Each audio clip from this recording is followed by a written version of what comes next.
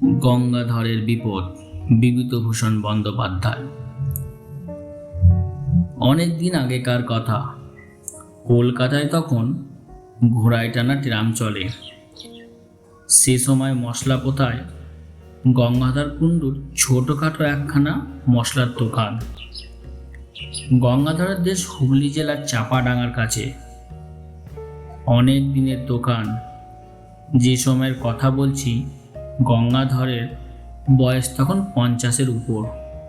কিন্তু শরীরটা তার ভালো যাচ্ছিল না।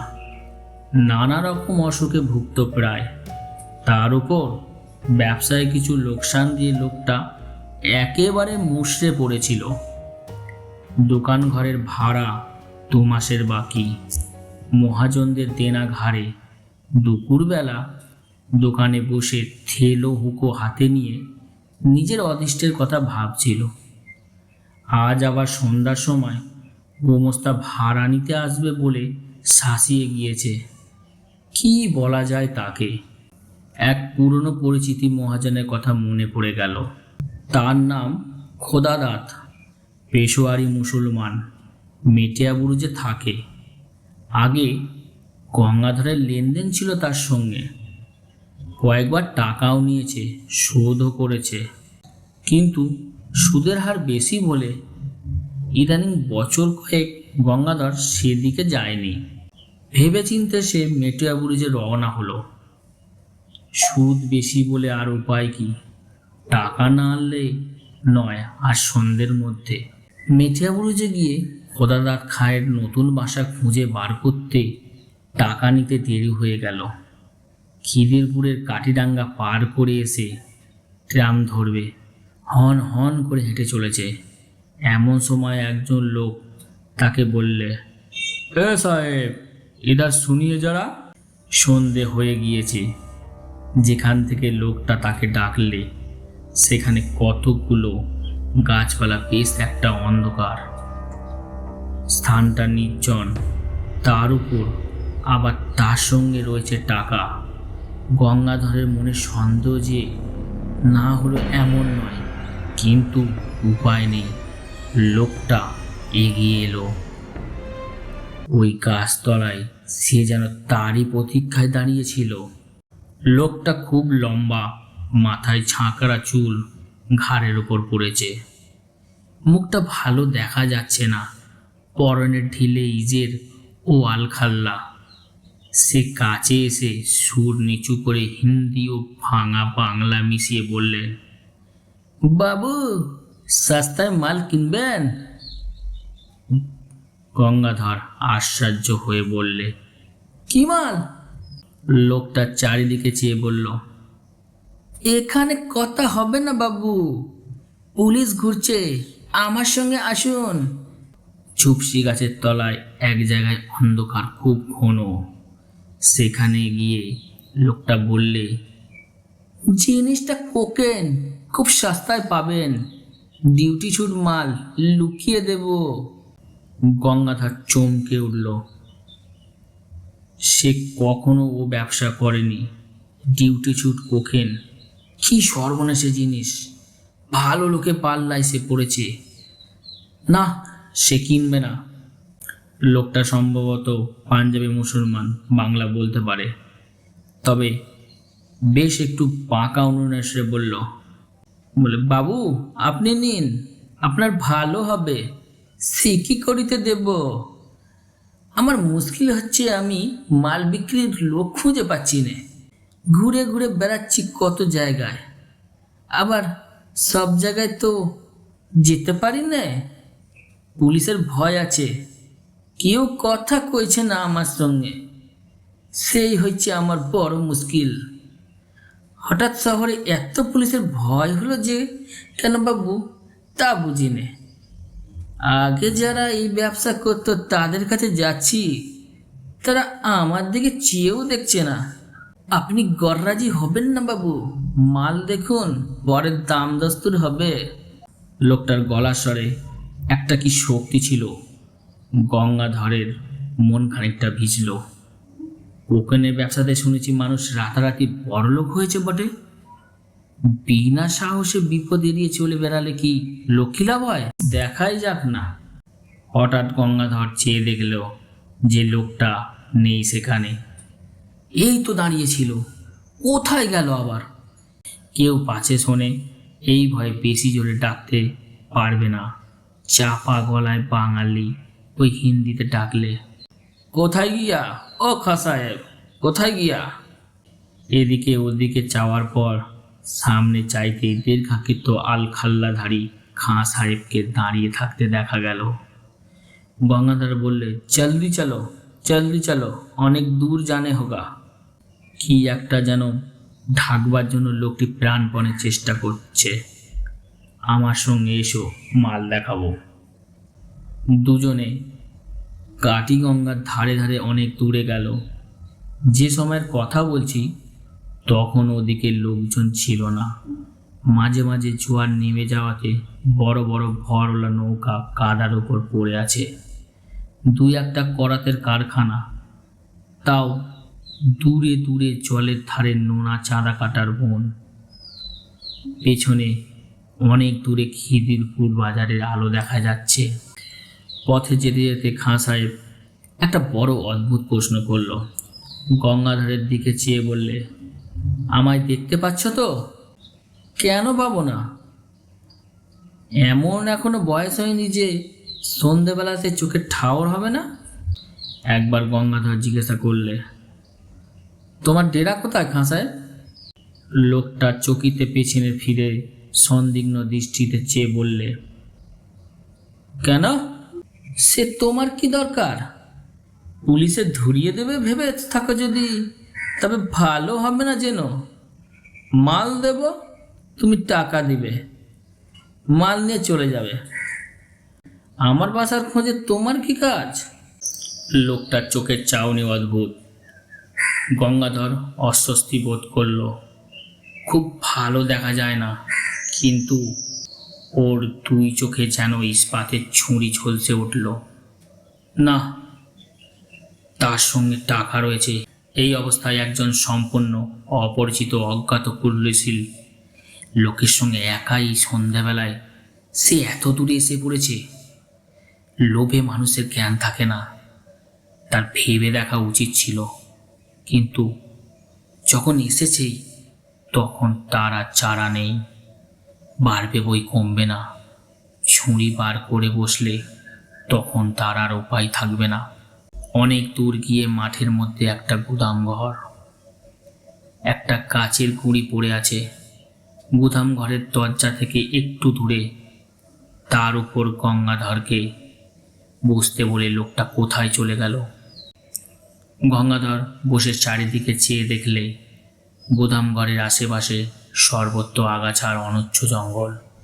নিকটে কোথাও একজনেরও সারা শব্দ নেই। অন্ধকার হলেও মাঠের মধ্যে বলে অন্ধকার তত ঘন নয়।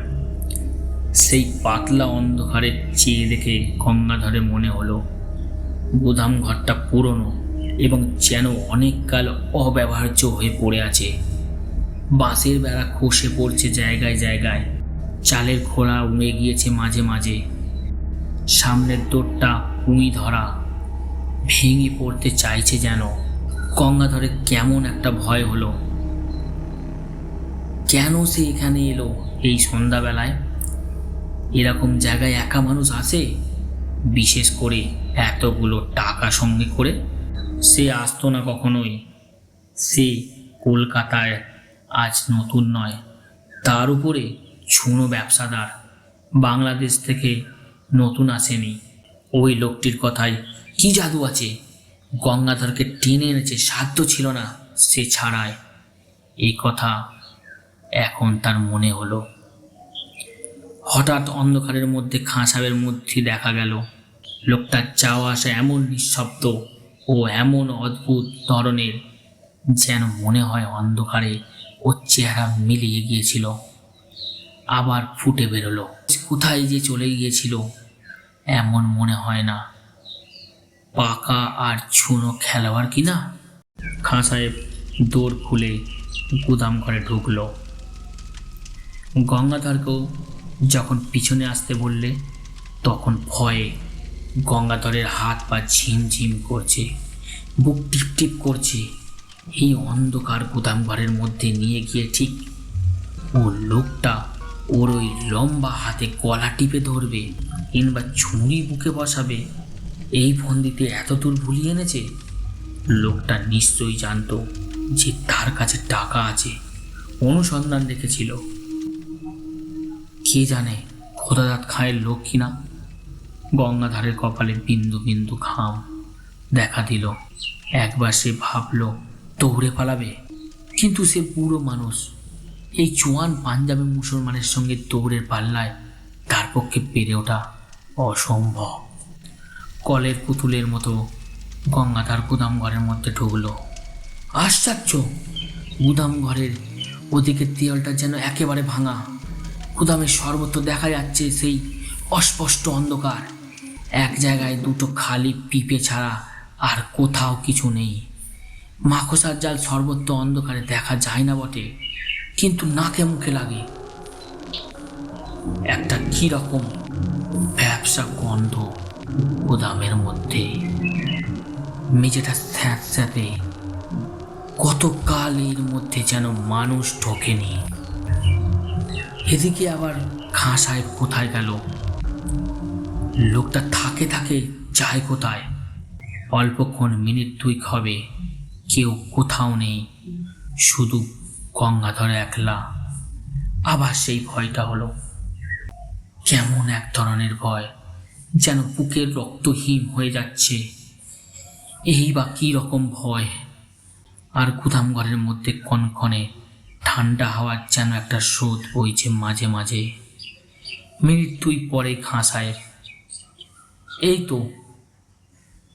তো আধ অন্ধকারের মধ্যে সামনে দাঁড়িয়ে। হঠাৎ একটা অদ্ভুত কথা খাঁ সাহেব বললে, তুমি কালা নাকি? এতক্ষণ কথা বলছি শুনতে পাচ্ছ না? কথার উত্তর দিচ্ছে না কেন? কোকেন যে জায়গায় আছে বললাম তো, দেখতে পেয়েছ? সাবলের চার দিয়ে তুলতে বললাম, পিপে দুটো। হাঁ করে সঙ্গের মতো দাঁড়িয়ে আছে কেন? বারে, এত কথা কখন বলেছে লোকটা? পাগল নাকি? গঙ্গাধর কেমন ভেবাচাকা খেয়ে গিয়ে মুড়ের মতো দৃষ্টিতে চেয়ে বললে, কখন তুমি দেখালে কোকেনের জায়গা? কই, কোথায় সাবল? কথা বলতে বলতে গঙ্গাধর সম্মুখস্থ খাঁ সাহেবের মুখের দিকে চাইলে।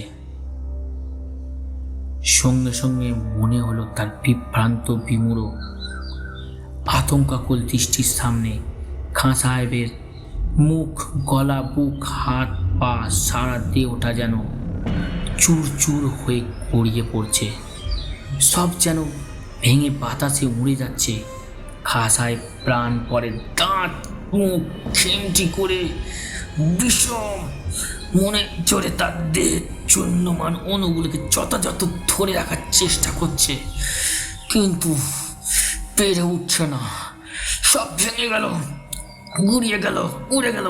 1 2 3 4। আর কোথায় খাঁ সাহেব? চারপাশের অন্ধকারের মধ্যে সে মিশিয়ে গিয়েছে। একটা ঠান্ডা কনকনে বাতাসের ঝাপটা এলো কোথা থেকে। সঙ্গে সঙ্গে গঙ্গাধর আবর্তে চিৎকার করে গুদাম ঘরের মেঝের মধ্যে মূর্ছিত হয়ে পড়ে গেল। একটা নৌকা কাছেই বাঁধা ছিল, তার মাঝিরা এসে গঙ্গাধরকে অচেতন অবস্থায় তাদের নৌকায় নিয়ে যায়। তারাই তাকে দোকানে পৌঁছে দেয়। গঙ্গাধরের টাকা ঠিক ছিল, কানা করিও খাওয়া যায়নি, তবে শরীর ছুটতে উঠতে সময় নিয়েছিল। অনেকদিন পর্যন্ত অন্ধকারে সে একা কিছুতেই থাকতে পারত না। মাস দুই পরে মেটিয়া বুড়ুজি খোদারাত খাঁর কাছে টাকা শোধ দিতে গিয়ে গঙ্গাধর টাকা নিয়ে যাওয়ার দিনের ঘটনা ঘটেছিল সেটা বললে। খোদারাত খাঁ গল্প শুনে গম্ভীর হয়ে গেল। খানিকক্ষণ চুপ করে থেকে বললে, সাহুজি, ও হলো আমির খাঁ, চোরাই কোকেনের খুব বড় ব্যবসাদার ছিল। আজ বছর 15 আগেকার কথা। রমজান মাসে বেশ কিছু মাল হাতে পায়। তক্তাঘাটের কাছে একখানা জাহাজ ভিড়েছিল, সেখান থেকে রাতারাতি সরিয়ে ফেলে। জাহাজের লোকের সঙ্গে সর ছিল। কোথায় সে মাল রাখতো কেউ জানে না। সেই মাসের মাঝামাঝি সে খুন হয়। কে বা কেন খুন করলো জানা যায়নি, কেউ ধরাও পড়েনি। তবে দলের লোকই তাকে খুন করেছিল এটা বুঝতে কঠিন নয়। এই পর্যন্ত আমির খাঁর ঘটনা আমি জানি। আমার মনে হয় আমির খাঁ সেই থেকে ঘুরে বেড়াচ্ছে তার মাল বিক্রি করার জন্যে। ওর পুরনো পোখানের বাস্কই হয়েছে দোচখের বোঝা। তা বাবু, সে গুদামঘরটা কোথায় দেখাতে পারবে? গঙ্গাধর অন্ধকারে কোথা দিয়ে গিয়েছিল তার মনে থাকলেও সে যেত না। পথে আস্তে আস্তে গঙ্গাধরের মনে পড়ল পুরনো ভাঙা গুদামটার অস্পষ্ট অন্ধকারের মধ্যে আমির খাঁয়ের মুখের সেই হতাশ ও অমানসিক চেষ্টা করেও হেরে যাওয়ার দৃষ্টিটা। হতভাগ্য এতদিনেও কি বোঝেনি সে মারা গিয়েছে? কে উত্তর দেবে? ভগবান তার আত্মাকে শান্তি দিন। এতক্ষণ পর্যন্ত আপনারা শুনলেন বিভূতিভূষণ বন্দ্যোপাধ্যায়ের এক অনবদ্য সুন্দর ভৌতিক গল্প, কাজ ছমছম করা গল্প, গঙ্গাধরের বিপদ। গল্পটি আপনাদের ভালো লাগলে অবশ্যই একটা লাইক, শেয়ার ও কমেন্ট করতে ভুলবেন না। এবং আমাদের চ্যানেলে নতুন হয়ে থাকলে আমাদের চ্যানেলটি সাবস্ক্রাইব করে আমাদের পাশে থাকবেন। এরকম আরও অনেক গল্প শুনতে হলে চোখ রাখুন কলমের গল্পে।